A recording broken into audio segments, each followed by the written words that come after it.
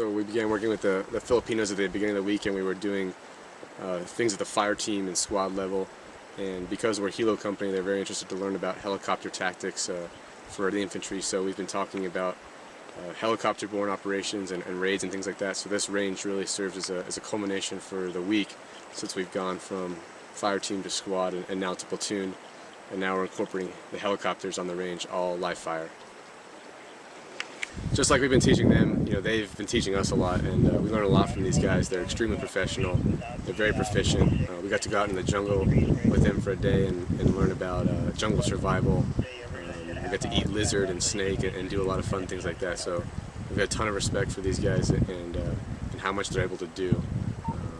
And we really like working with them. And I think Golf Company's been very blessed with this deployment. We've been able to train in Australia, train in Japan, and now we're training in the Philippines. And the Philippines is definitely a unique environment in that it's extremely hot, extremely humid here, and it presents a lot of challenges to the Marines.